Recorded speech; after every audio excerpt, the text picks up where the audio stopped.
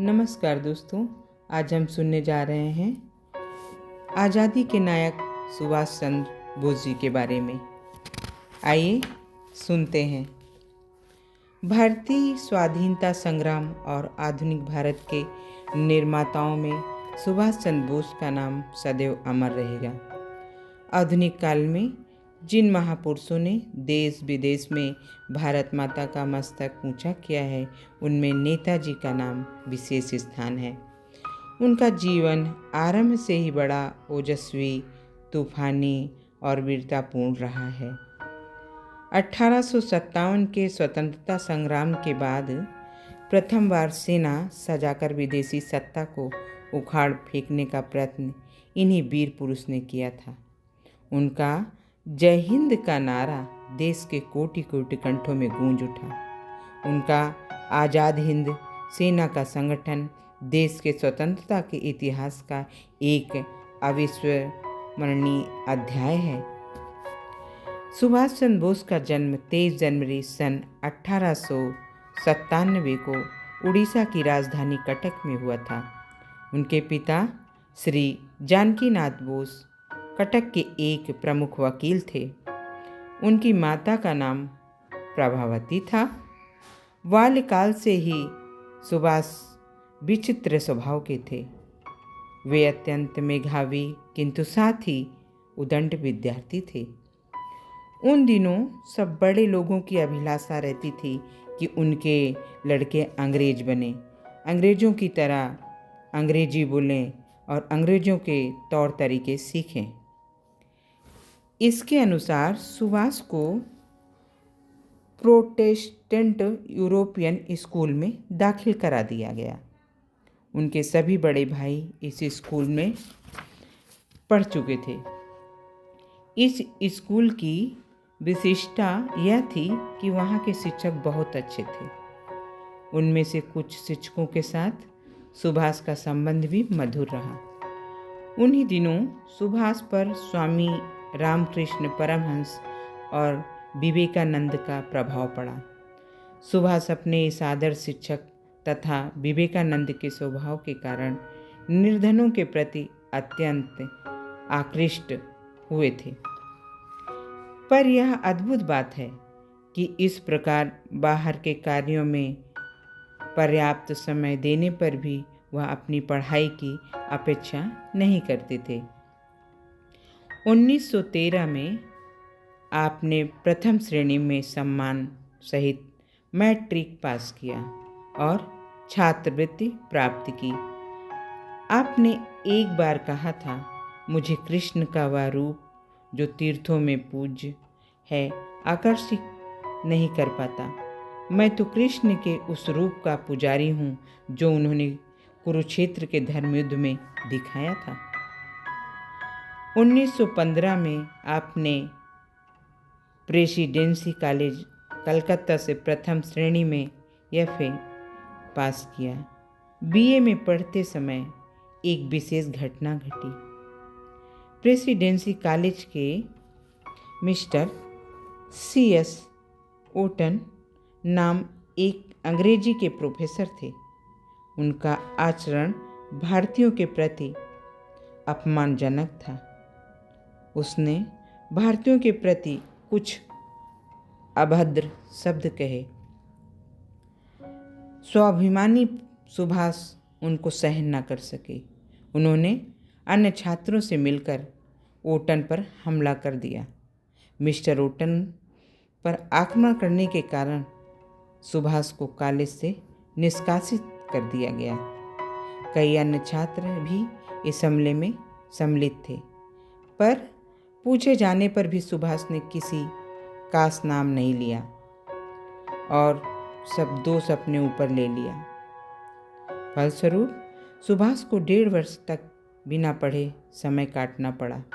इस समय वह कटक के छात्रों में सामाजिक सुधार और सांस्कृतिक कार्य करते रहे। सन 1917 में सर आशुतोष मुखर्जी ने उनका निष्कासन आदेश रद्द किया। तब वह कलकत्ता के स्कॉटिश चर्च कॉलेज में भर्ती हुए। आपने वहाँ से 1919 में दर्शनशास्त्र में BA ऑनर्स प्रथम श्रेणी में पास किया। अगस्त 1920 में वह ICS की परीक्षा में उत्तीर्ण हो गए। परीक्षा में उत्तीर्ण होने के बाद आपने घर लिखा, दुर्भाग्य में मैं इस परीक्षा में उत्तीर्ण हो गया हूँ, परंतु मैं अफसर बनूंगा या नहीं यह मैं नहीं कह सकता। मुझे लगता है कि मैं अपने देश और ब्रिटिश साम्राज्य दोनों की सेवा एक साथ नहीं कर सकता। शीघ्र ही मुझे इन दोनों में से एक को चुनना होगा। सुभाष ने भारत मंत्री श्री मॉन्टेग्यू के साक्षात्कार किया और अपना त्यागपत्र दे दिया। मॉन्टेग्यू ने उन्हें पर्याप्त समझाया पर उन पर कोई प्रभाव न पड़ा। उन्होंने जो सोच रखा था उससे उन्हें कोई प्रलोभन डिगा न सका। इंडिया ऑफिस में सर विलियम डेयुक सुभाष चंद्र के पिता के परिचित मित्र थे। उन्होंने आपका त्यागपत्र अपने पास रखकर आपके पिता को पत्र लिखा। आपके पिता ने सर विलियम डेयुक के पत्र के उत्तर में लिखा, मैं अपने पुत्र के इस कार्य को गौरव की दृष्टि से देखता हूँ। मैंने उसकी इस सत्र को मंजूर करके ही इसे विलायत भेजा था। इस पत्र को प्राप्त करके सर विलियम डेयुक स्तब्ध रह गए। उन्होंने सुभाष से पूछा, नौजवान, तुम अपने भोजन का क्या प्रबंध करोगे? मैंने बचपन से 2 आने रोज में गुजार जाने की आदत डाली हुई है। 2 आने में पैदा कर लूँगा, सुभाष ने उत्तर दिया। सर विलियम सुभाष का मुंह ताकते रह गए। पिता ने पुत्र को यह लिखा भेजा, जब तुमने देश सेवा करने का फैसला कर ही लिया है तो ईश्वर तुम्हें सफलता प्रदान करे। इस पर सुभाष ने जो उत्तर लिखा वह भी उन्हीं के लायक था। उन्होंने लिखा, पिताजी, आज मुझे आप पर जितना गर्व हो रहा है उतना मुझे इससे पहले कभी नहीं हुआ। सार्वजनिक आंदोलन में भाग लेने का प्रथम अवसर आपको तब मिला जब 17 नवंबर 1921 की प्रिंस ऑफ वेल्स के स्वागत के विरोध में कलकत्ते में आपने प्रदर्शन का नेतृत्व रखा। शासन ने जनता को आदेश दिया था कि वह राजकुमार का भव्य स्वागत करें। नेताओं ने हड़ताल का आह्वान किया। कलकत्ता में इतने सफल बहिष्कार के पीछे जो असाधारण मस्तिष्क कार्य कर रहा था वह था सुभाष चंद्र बोस का। सुभाष चंद्र बाबू के इस बढ़ते हुए वर्चस्व को देखकर अंग्रेजी सरकार दहल गई। इस प्रदर्शन के अभियोग में सुभाष को महीने का कारावास दंड दिया। यह आपकी प्रथम जेल यात्रा थी। जेल से छूटने के बाद सुभाष ने युवक संगठन का कार्य हाथ में लिया। कलकत्ता के आर्य समाज हॉल में अखिल बंगला युवक समारोह का आयोजन किया गया था। युवक संगठन में सुभाष के हाथ उलझे ही थे कि बंगाल में भारी बाढ़ आने के कारण हजारों गांव बह गए थे। भारी मात्रा में जनहानि एवं पशुहानि हुई। कुछ समय सेवकों को लेकर आप बाढ़ पीड़ितों की सहायता में लग गए। बाढ़ पीड़ितों की सहायता पर जाने के पूर्व सुभाष और उनके पिता के मध्य जो वार्तालाप हुआ उसका चित्रण श्री हेमेंद्र नाथ दास ने इन शब्दों में किया है। श्री जानकी नाथ ने सुभाष से पूछा, क्या कहा, तुम जा रहे हो अपने गांव कोदलिया में? अपने घर माँ दुर्गा की पूजा होगी और तुम नहीं आओगे। क्या तुम नहीं सोच सकते कि तुम्हारे बिना मुझे कैसा लगेगा? सुभाष ने कहा, नहीं पिताजी, मैं आपके साथ नहीं जा सकता। आज उस गांव जाकर माँ दुर्गा की पूजा करें। मैं तो दीन दुखियों की रूपी वास्तविक माँ की पूजा करूँगा। यह थी सुभाष की धर्म भावना। कर्तव्य की पूर्ति सुभाष के लिए धर्म की साधना थी। जब स्वराज दल ने कलकत्ता निगम के चुनाव में भाग लेने का निश्चय किया तो सुभाष को एकजुट होकर कार्य करना पड़ा। स्वराज दल की विजय का श्रेय सुभाष को ही था। दास बाबू निगम के मेयर बन गए और सुभाष को प्रधान कार्यपालक अधिकारी बनाया गया। उस समय सुभाष की आयु केवल 27 वर्ष थी। इस पद का नियत वेतन 3000 रुपये मासिक था, परंतु आपने पद ग्रहण करते ही अपना वेतन आधा कर दिया। उस वेतन से ही भी वह निर्धन छात्रों, पीड़ितों एवं दरिद्र व्यक्तियों को सहायता देते थे। आपके प्रबंध ने निगम की व्यवस्था में आमूल परिवर्तन कर दिया। सार्वजनिक सड़कों के नाम बदलकर भारतीय नेताओं के नाम पर रखे गए और स्कूलों में निःशुल्क प्राथमिक शिक्षा अनिवार्य कर दी गई। वायसरायों को मानपत्र देना बंद हो गया। उनके स्थान पर राष्ट्रीय नेताओं का अभिनंदन किया जाने लगा। 25 अक्टूबर 1924 को उन्हें गिरफ्तार कर लिया गया। गिरफ्तारी के बाद सुभाष पहले कलकत्ता के अलीपुर सेंट्रल जेल में गए। उनके बाद वह बरहमपुर जेल में रखे गए, जहां क्रांतिकारी नजरबंद रखे जाते थे। तत्पश्चात उन्हें बर्मा की मांडले जेल में भेजा गया। वहां बर्मा जेल में एक कारण भेजे गए कि सरकार समझती थी कि भारत में वह जहाँ भी रखे जाएंगे वह बाहर के लोगों के साथ किसी न किसी प्रकार संबंध कर लेंगे। मांडले की जेल उन दिनों धरती पर साक्षात नरक का उदाहरण थी। वहाँ पर आकर आपका स्वास्थ्य गिरने लगा और फिर वह बराबर बिगड़ता ही चला गया। डॉक्टरों की चेतावनी पर सरकार ने उन्हें उपचार के लिए स्विट्जरलैंड जाने की शर्त पर छोड़ना चाहा। सुभाष ने शर्त मानने से मना कर दिया। विवश होकर सरकार को बिना शर्त छोड़ना पड़ा। 16 मई 1927 को 3 वर्ष के कठोर कारावास के बाद आप मुक्त हुए। 1938 में 41 वर्ष की आयु में सुभाष हरिपुर कांग्रेस के अध्यक्ष नियुक्त हुए। उनकी गिनती अब देश के बड़े नेताओं में होने लगी थी। विदेशों में वह गांधी और जवाहरलाल के बाद सर्वाधिक प्रसिद्ध राजनीतिज्ञ माने जाने लगे। उन्होंने कांग्रेस को शक्ति दी और उसमें एकता लाने का प्रयास किया।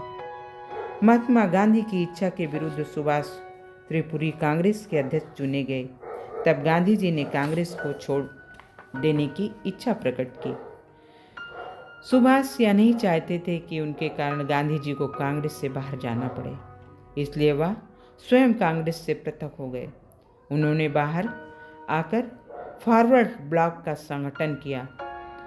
उनमें अदम्य देशभक्ति की जो भावना थी, उसने अपना भिन्न रास्ता खोज लिया। 1939 के सितंबर में द्वितीय विश्व युद्ध प्रारंभ हो चुका था।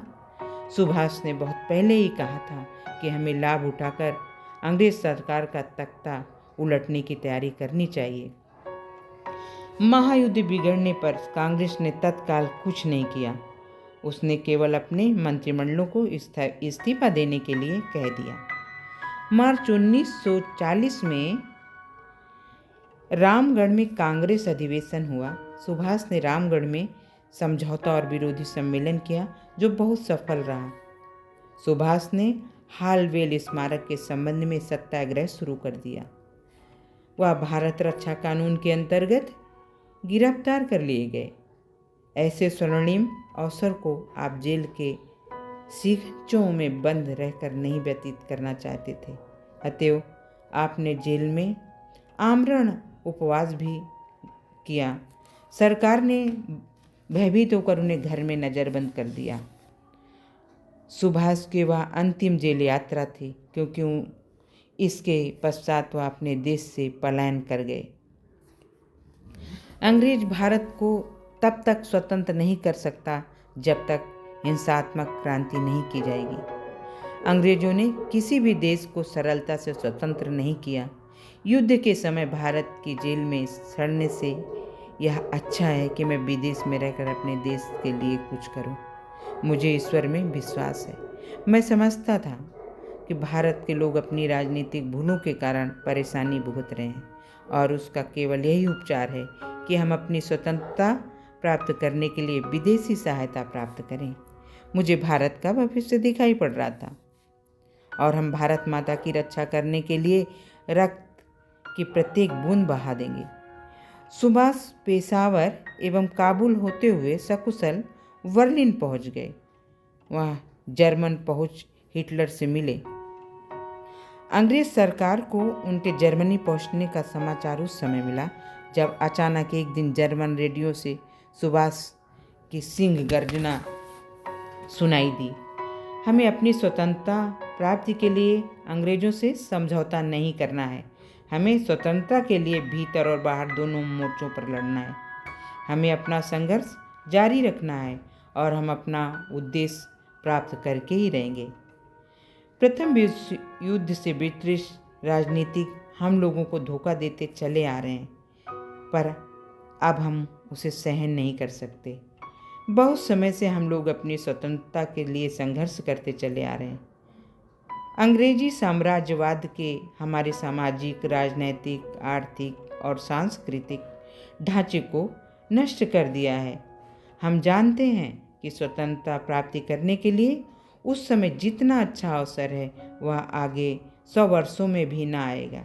यह हमारा कर्तव्य है कि हम स्वतंत्रता प्राप्ति के लिए रक्त दें। यदि हम स्वतंत्रता प्राप्ति के लिए त्याग करें तो हम उसे स्थिर भी रख सकते हैं। शत्रु ने तलवार निकाली, अतः हमें भी अब तलवार से लड़ना पड़ेगा।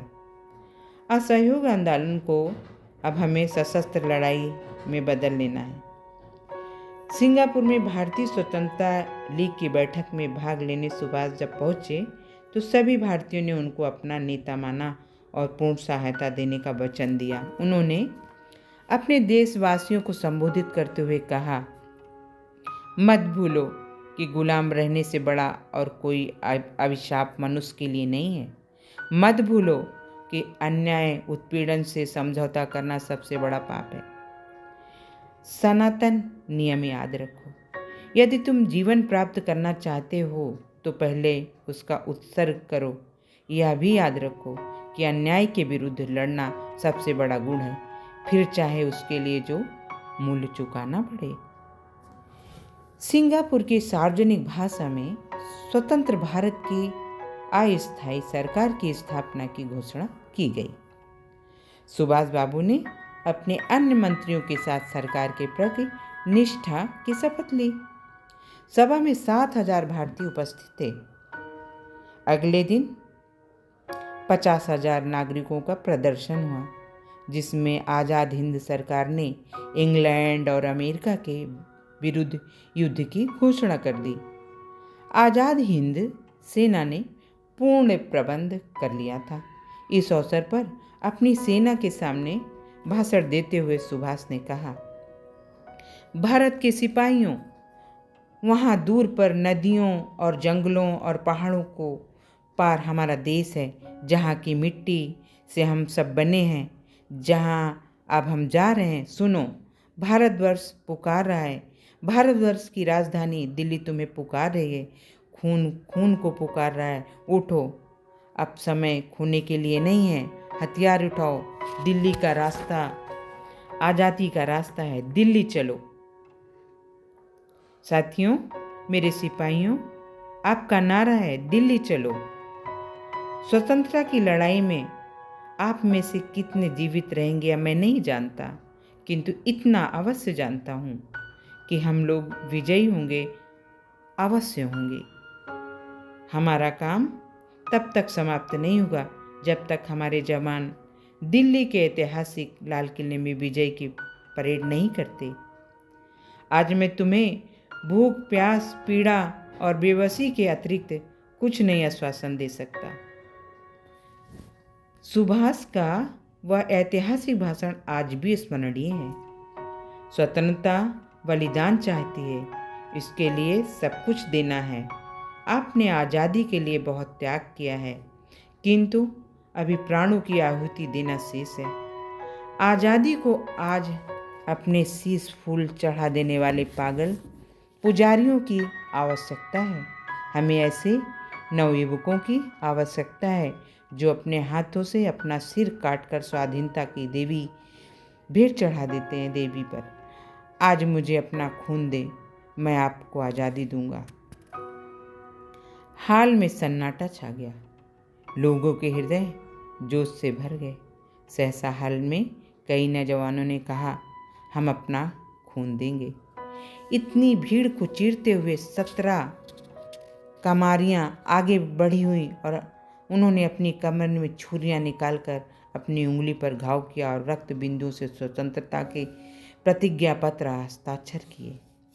अपनी मातृभूमि की ओर निरंतर बढ़ते हुए आज़ाद हिंद फौज ने बर्मा की सीमा पर कर 18 मार्च 1944 को भारत की धरती पर पैर रखे। सैनिकों को अपनी जन्मभूमि का दर्शन करके असीम प्रसन्नता हुई। उन्होंने प्रेम विह्वल होकर भारत माता की मिट्टी को चूमा।